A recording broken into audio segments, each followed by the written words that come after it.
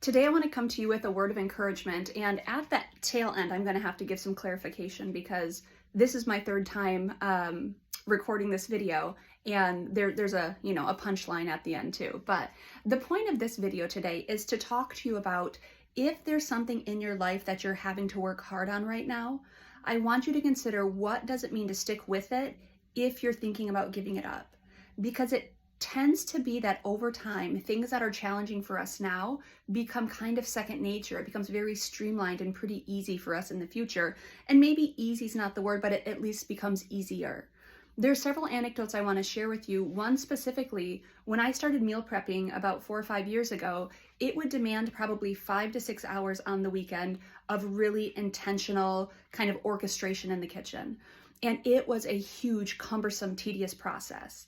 Now, the way I stayed engaged was I knew that if I spent this 5 or 6 hours on Saturday, I would save that amount of time throughout the week because my Monday, Tuesday, Wednesday, Thursday meals were all handled.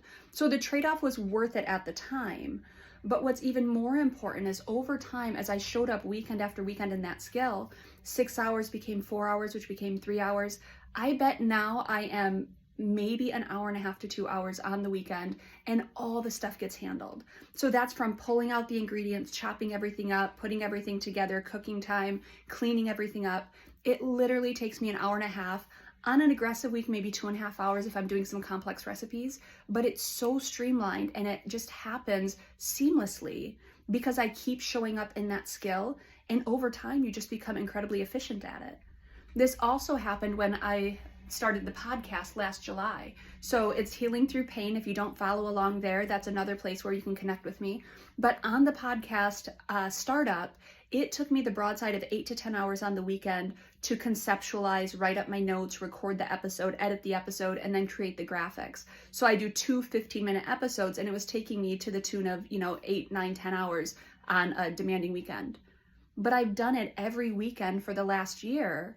And now it takes me maybe 3 to 4 hours, and that's in a really labor-intensive weekend. So it's literally taking me a fraction, 50% or less time than it used to take me. It's just become streamlined. It's just second nature at this point. And so I want you to even go into your own history. Where's something, when you started it, it was super intimidating, it took a lot of time, and now it's just part of what you do. Now it doesn't demand a lot out of you. You still show up, you do the things, but it doesn't use up the energy the way it once did. It doesn't suck the time the way it once did. And so I want you to consider, if you're thinking about giving something up at this point in time, if you're thinking that you want to quit whatever the goal is, quit whatever the process is, reconsider. What would future you say if you kind of did nose to the grindstone right now and kind of push through and became just more efficient and more streamlined in whatever you're considering? I think future you would appreciate you showing up that way. Now, interestingly, I was thinking of also anecdotally saying, even these YouTube videos, it takes me, 15 minutes start to finish, and then I had to record this one 3 different times. So just kidding on that one. But I'm still really new in the process. What that also means is once in a while, even though something's streamlined, perhaps it demands more energy out of us on occasion. But in general, the more you show up, the easier something gets. It doesn't make it easy, but the easier it gets, the more streamlined it gets, the more efficient you'll be. So just keep showing up.